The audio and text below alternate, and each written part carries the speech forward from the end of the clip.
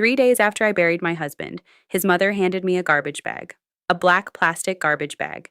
She set it down on the kitchen table of the house Daniel and I had lived in for 4 years, and she said, "Use this for your personal things, and I want you out by Sunday."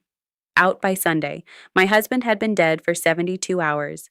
Vivian Hale stood in my kitchen in her funeral black with her two other children behind her like a wall, and she told me that this was the family's house that I had, quote, married into money, and I could, quote, marry my way back out of it, and that if I made any trouble, their lawyer would bury me. Their lawyer.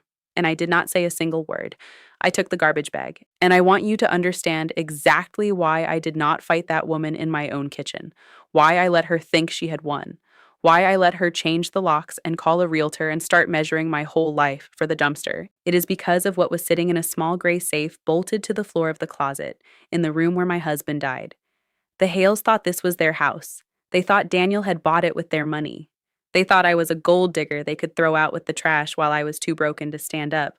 And in about 2 weeks, a lawyer was going to open that safe in front of every one of them and pull out a single folded document. And every cruel thing Vivian Hale said to me in that kitchen was going to turn around and come back on her like a wave. Because the deed to that house does not have Daniel's name on it. It does not have the Hale name on it anywhere. It has my name on it. Only mine. If you have ever been treated like you were nothing by people who were counting on you being too broken to fight back, stay with me right to the end of this one. Go ahead and subscribe so this reaches more people who understand, and tell me in the comments where you are watching from, because Vivian Hale really should have asked whose name was on the deed before she handed me that bag. Let me take you back. My name is Esme. I am 31 years old and I am a widow, which is a word I am still not used to hearing come out of my own mouth. To understand this story, you have to understand the two families that made the two people in this marriage, because Daniel and I came from opposite ends of the earth. I grew up with nothing. Not poor in the way people say when they mean they did not get a second car. Poor in the way where the electricity got shut off, where I learned to do the family's taxes at 14 because my mother could not, where I got a job at 15 and never once stopped working after that. And that childhood gave me exactly one gift, and it is the gift this entire story turns on. It made me very, very good with money. I can tell you the exact night I grew up. I was 14, and the electricity had been shut off again. And my mother was crying at the kitchen table by candlelight because she did not understand the letter from the county. And I took the letter out of her hands and I read it, and I understood it, and something in me went very cold and very clear. I sat down at that table with a stack of unopened mail my mother had been too frightened to look at, and I sorted it, and I made a list of what we owed and to whom and when, and I made a plan at 14 by candlelight. The fear did not go away that night, but it changed shape. It stopped being a thing that happened to me and started being a thing I could get in front of if I was careful enough, if I was smart enough, if I never once looked away from the numbers the way my mother did. I have never looked away from the numbers since. That is the whole reason I survived what the Hales tried to do to me. Vivian Hale thought she was dealing with a woman who married for money. She was dealing with a 14-year-old who had already stared down a shut-off notice by candlelight and won. I was never once going to be afraid of her lawyer. I understood money the way some people understand music, from the inside, from fear, from having watched what happens to people who do not understand it. I put myself through school and I became an accountant and then a controller, and by the time I met Daniel, I was the chief financial officer of a mid-sized logistics company, which is a long way of saying that I was the person who quietly kept the numbers alive for a business with 200 employees. Nobody handed me anything. I want you to hold on to that because his family spent 4 years insisting the opposite. Daniel Hale grew up with everything, and it had done to him exactly what everything does to a certain kind of gentle person. It had made him soft and a little lost and completely, exhaustingly controlled by his mother.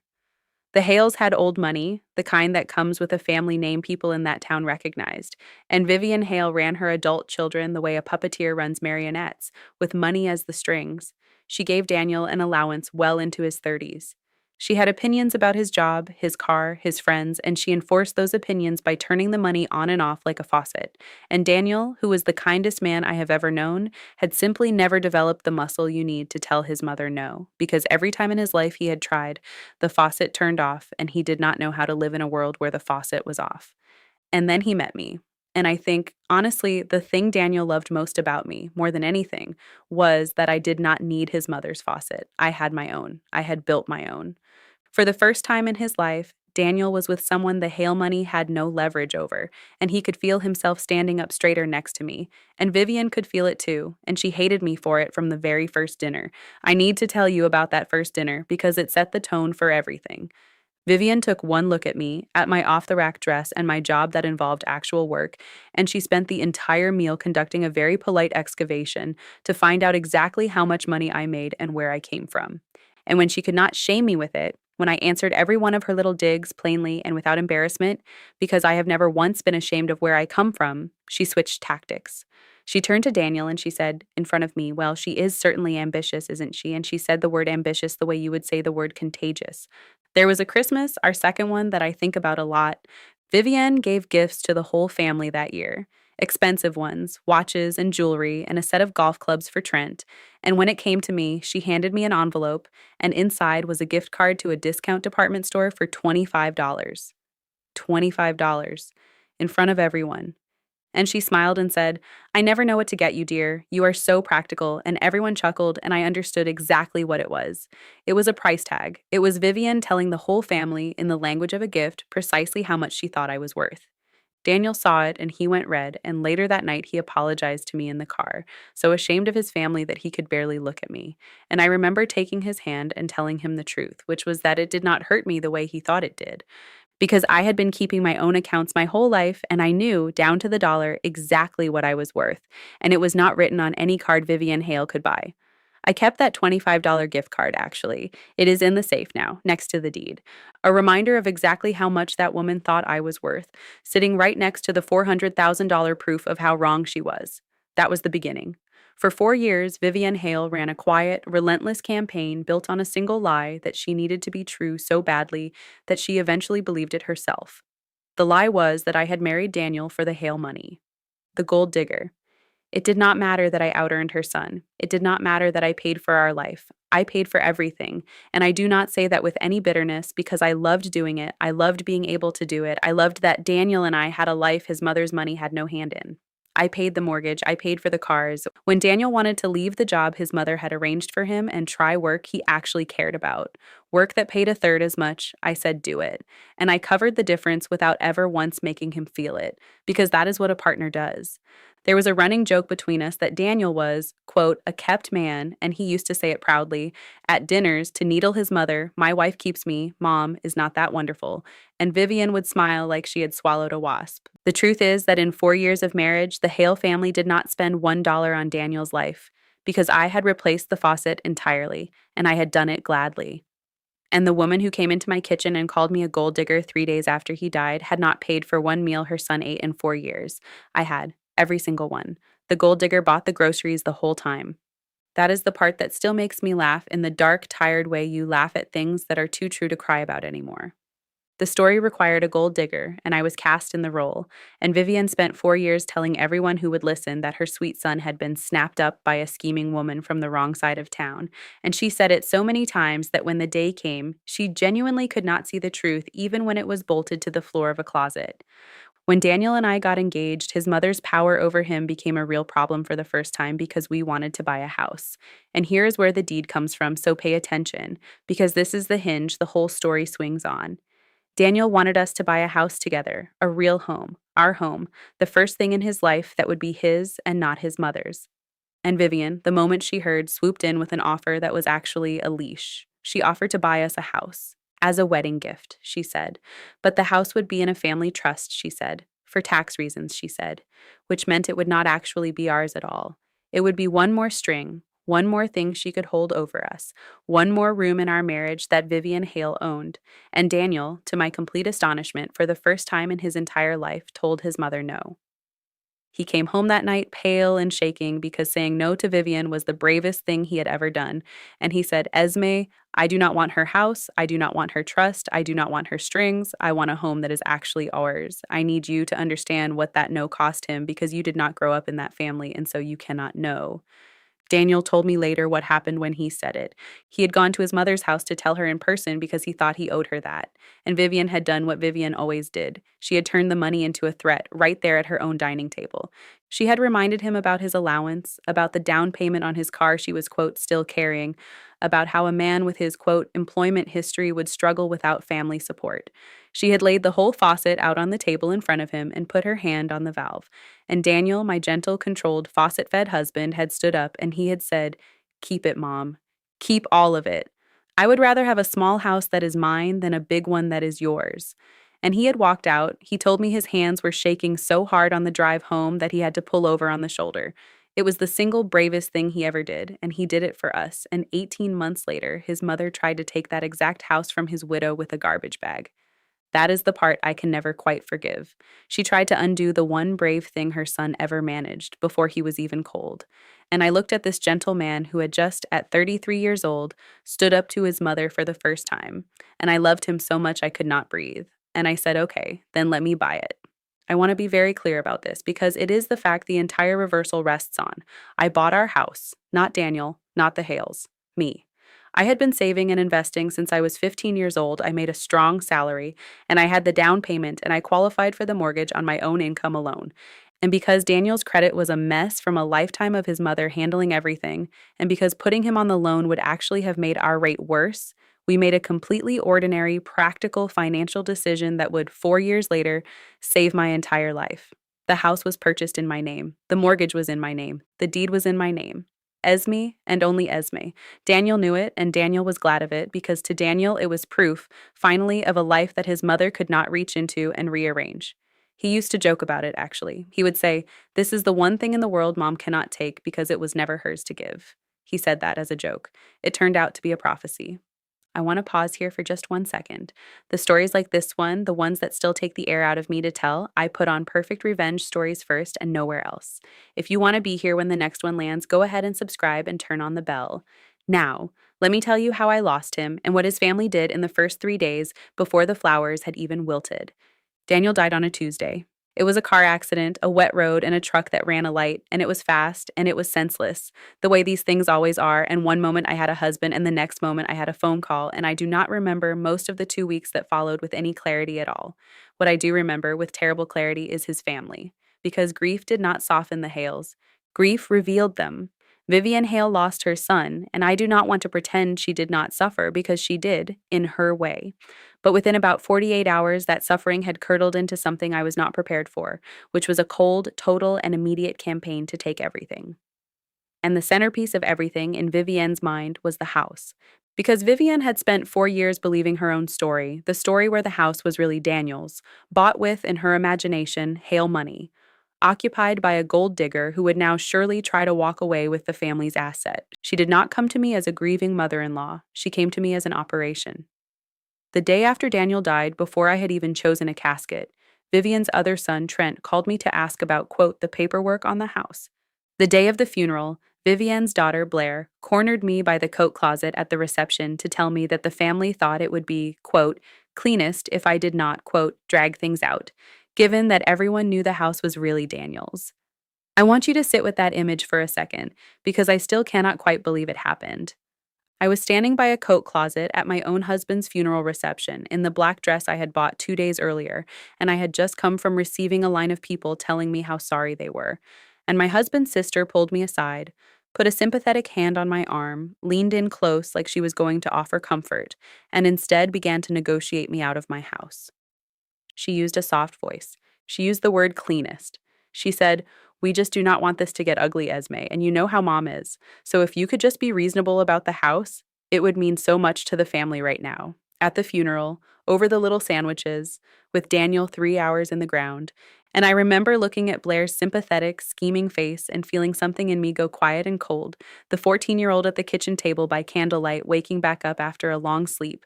And I remember thinking, very clearly, through all the grief, they have no idea what they are doing. They have no idea whose house this is. They are going to keep talking, and every word is going to be a brick. And one day, very soon, a lawyer I have not even hired yet is going to build a wall out of these bricks and set it right in front of them. I just said, "This is not the time, Blair." And I walked away, and they took my walking away as weakness too. And 3 days after the funeral, Vivian came to my door, with Trent and Blair behind her, and let herself in with a key Daniel had given her years ago that I had never thought to take back. And she handed me a garbage bag, and she told me to be out by Sunday. She stood in my kitchen, and she said, "Esme, let us not pretend. We all know how this works. You had 4 good years and a nice ride, and now the family needs to take care of its own. Be reasonable, take your personal things, and do not make me involve the lawyers, because I promise you that is a fight you cannot afford. A fight I could not afford. said to the chief financial officer whose name was on the deed. And here is the thing I need you to understand, the thing I am actually proud of, even though it did not look like pride from the outside. I let her. I stood in my own kitchen, 3 days a widow, and I let that woman believe she was evicting me because I was in so much pain that I did not have it in me to fight in that moment. And because in the small cold corner of my mind that has kept me alive my whole life, the accountant's corner, I understood something Vivian did not. I understood that a woman who is wrong and loud will always dig her own hole deeper if you simply let her keep talking. Vivian thought my silence was surrender. It was not surrender. It was rope. So I said quietly, Vivian, I need a little time. And she took that as a win, and she got magnanimous, the way cruel people do the second they think they have beaten you. And she said, you have until Sunday, and honestly, Esme, this is for the best. You will thank me one day. And they left. I want to tell you the truth about the minutes right after they left, because grief is not clean, and neither was I. I did not feel powerful. I did not feel like a woman holding a secret weapon. I felt like the loneliest person on earth, the one human being who had ever fully seen me, who had stood next to me and gotten braver, was gone, and the people who were supposed to be my family in his absence had just handed me a garbage bag. And for about an hour, I was not a CFO and I was not the girl who beat the shutoff notice. I was just a widow. But grief has a bottom, if you let yourself fall all the way to it. And when I hit it, something else was waiting for me down there, the thing that has always been waiting for me at the bottom of every terrible thing. The cold, clear, careful part. The part that reads the letter my mother was too scared to open.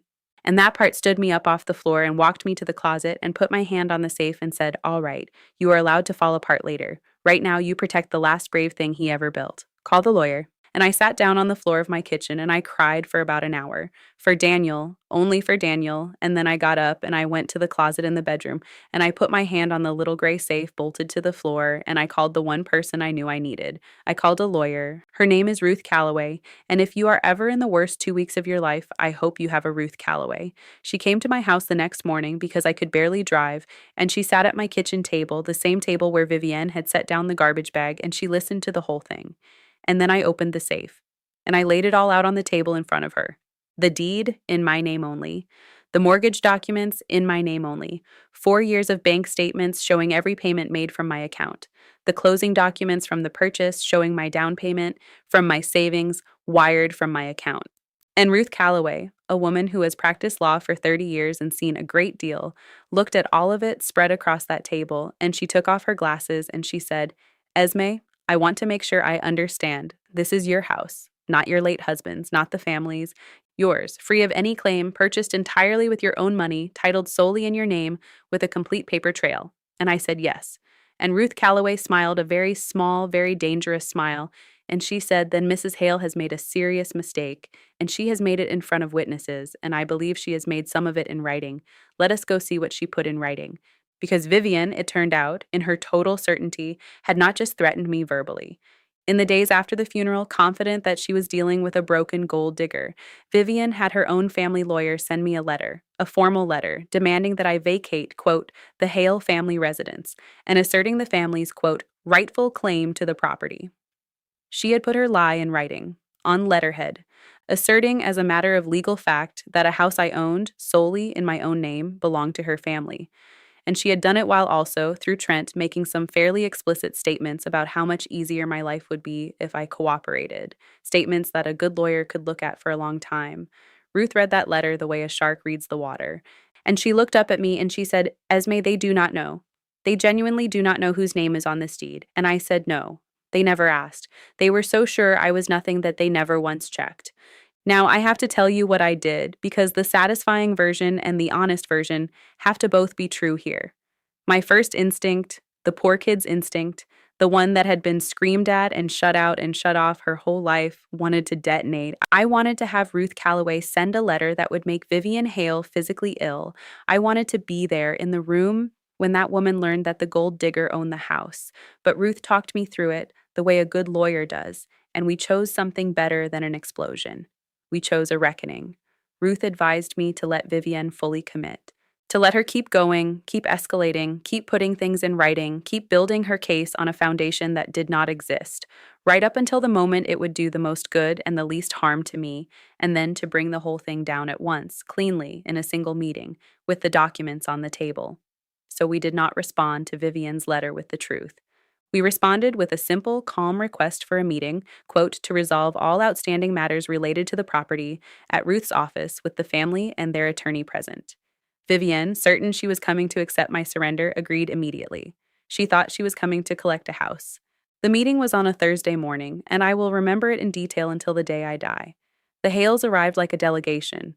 Vivian and Trent and Blair and their family lawyer, a soft older man named Mr. Pinkney who clearly had no idea what he was walking into, because he was working from Vivian's version of reality, which is to say, from a lie. They were almost cheerful. Vivian actually complimented the office. She was so relaxed that she took her coat off. I remember that detail because it told me everything. Vivian Hale walked into a lawyer's office to formalize the eviction of her son's widow, and she was so certain of victory that she settled in, took off her coat, accepted a glass of water, and made small talk about the traffic. Trent scrolled on his phone. Blair reapplied her lipstick. They treated it like a formality, like signing for a package, like collecting a thing that was obviously theirs from a person who obviously had no standing to keep it. And I sat across from them in a plain gray dress, still hollowed out with grief, and I let them be comfortable, because Ruth had told me the most important thing that morning before they arrived. She had said, Esme, whatever they say, do not react. Let them build the whole house of cards. The higher they build it, the better it feels when it comes down, and more importantly, the more clearly the record shows exactly what they were trying to do. So I sat still, and I let Vivian Hale get comfortable. She sat down across that conference table from me with the serene confidence of a woman who has never once in her life had to consider that she might be wrong. And she said, Esme, I am glad you have come to your senses. This is really the mature thing to do, and I want you to know the family is prepared to be generous. We thought perhaps a small sum to help you get back on your feet. A small sum to help me get back on my feet. In my own house, and Ruth Calloway let her finish. Ruth let her get all the way to the end of her performance, let her offer me a charitable handful of my dead husband's family's money to leave the home I owned, and then Ruth opened a folder and slid a single document across the table to Mr. Pinkney and said, Before we discuss any sums, I think your clients should see the deed to the property. I watched it happen. I watched Mr. Pinkney pick up that deed and read it and go very still. I watched him read it a second time, and I watched him lean over and whisper something to Vivian, and I watched Vivian Hale's face for the first time in the 4 years I had known her lose its absolute certainty. She said, That is not right. She said it out loud to the room, That is not right. Daniel bought that house. And Ruth Calloway said, No, Mrs. Hale, your daughter-in-law bought that house 4 years ago with her own money, in her own name, with a mortgage in her own name that she has paid every month from her own account.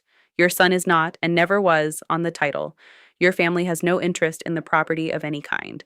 And then Ruth slid the second document across the table, and she said, And this is the letter your attorney sent, on your instruction, formally and falsely asserting your family's ownership of a house that belongs solely to my client, along with a record of some rather interesting statements your son Trent made about my client's cooperation. And Ruth folded her hands and she said, So. Shall we talk about generosity now? The room came apart. Mr. Pinkney, the family lawyer, actually put his head in his hands for a moment because he understood immediately that his clients had sent a fraudulent demand letter over his own signature, based on a claim they had never bothered to verify. Trent went white. Blair started to cry, the useful family tears, which did not work in that room. And Vivian Hale, the woman who had handed me a garbage bag 3 days after I buried my husband, sat in that chair and finally, fully understood that she had spent 4 years so committed to the story of the gold digger that she had walked her entire family into a legal disaster, that she had tried to evict the rightful owner from her own home, in writing, in front of witnesses, and that the nothing she had thrown out with the trash had been quietly holding the deed the entire time. She looked at me across that table, and she said in a small voice I had never heard her use, Why did you not just tell me? And I said the only thing I had wanted to say for 4 years. I said, Because you never once asked, Vivian. You were so sure you knew who I was that you never asked me a single real question in 4 years, not even whose name was on the deed. I have thought about that question of hers 1,000 times since. Why did I not just tell her? And the honest answer is that I tried in 100 small ways for 4 years to be seen by that family as a whole person. And every single time, Vivian took my truth and bent it back into her story. If I had told her on day 1 that I owned the house, she would not have heard a strong woman who built something. She would have heard a scheming gold digger who had tricked her son into putting the asset in her name. There was no version of the truth I could have handed Vivian Hale that she would not have immediately turned into more evidence against me, because her story did not run on facts, it ran on need. She needed me to be nothing, and you cannot tell your way out of being nothing to a person who needs you to be nothing. You can only eventually let the facts speak in a room where she is not allowed to rewrite them.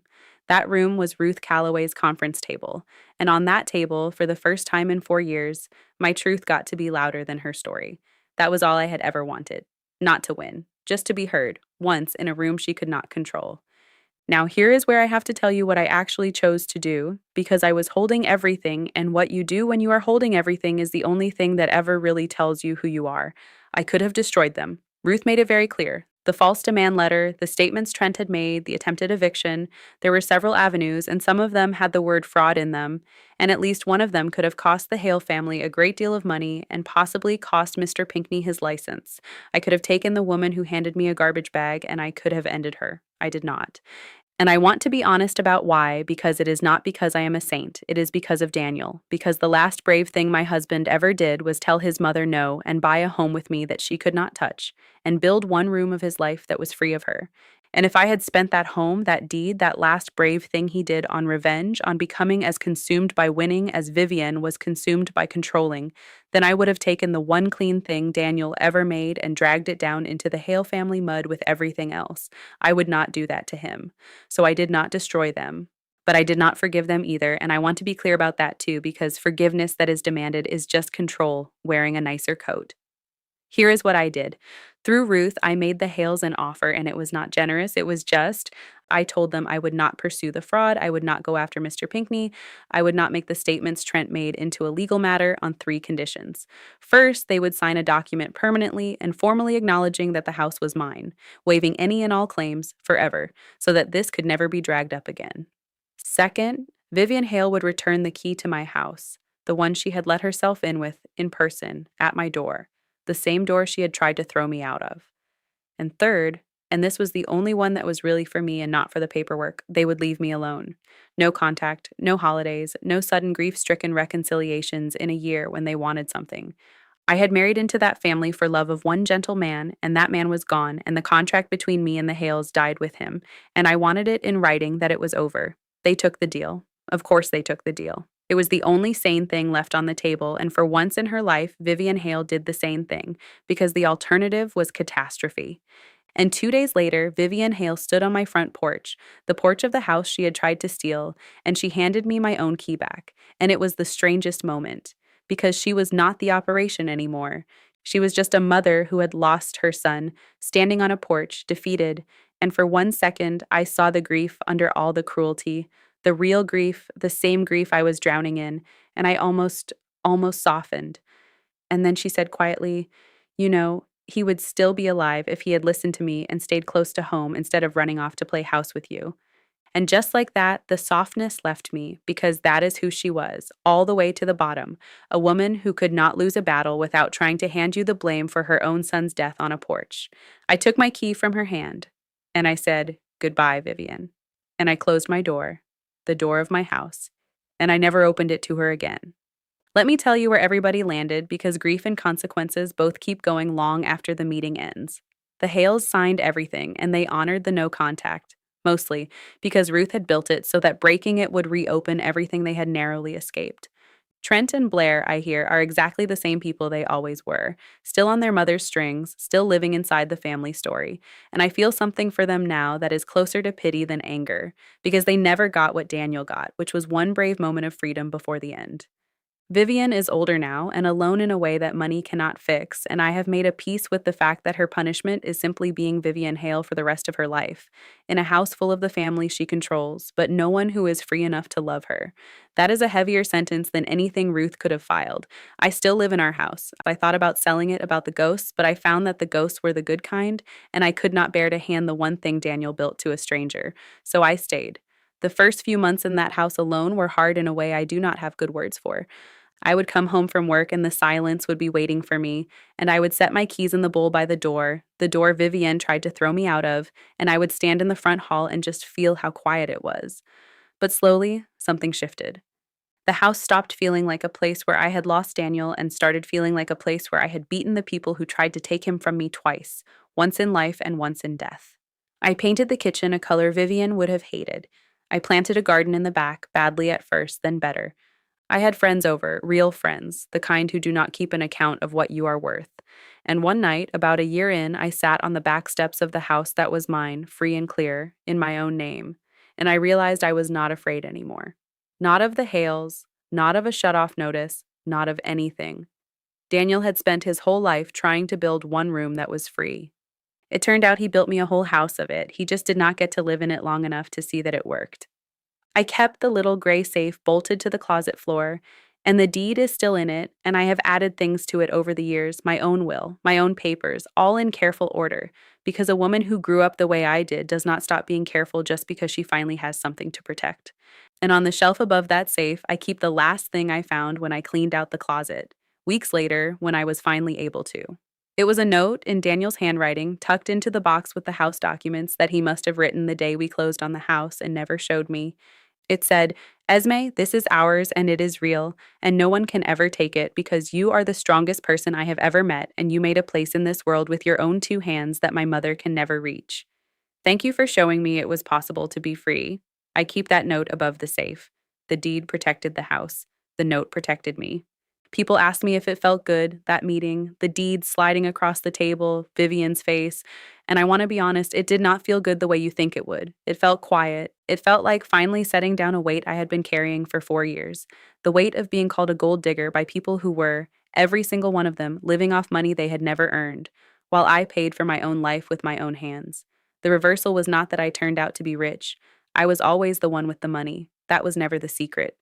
The reversal was that the people who were so sure I was nothing found out in the most undeniable way there is, a legal document with my name on it, that I had never once needed a single thing from them, that the gold digger they invented had been the one holding everyone up the whole time. So here's the only thing I have for you, and then I will let you go. When people decide you are nothing, they stop checking. They stop asking questions. They get so comfortable in their story about you that they will hand you a garbage bag and never think to wonder whose name is on the deed. And that carelessness, that certainty, is the exact thing that undoes them every time, if you can just stay quiet and let them commit to it all the way. Do not argue with people who have decided you are nothing. Just make sure your name is on the deed. And keep it somewhere safe. Tell me in the comments about the time someone found out, too late, that they had completely underestimated you, and I will see you in the next one.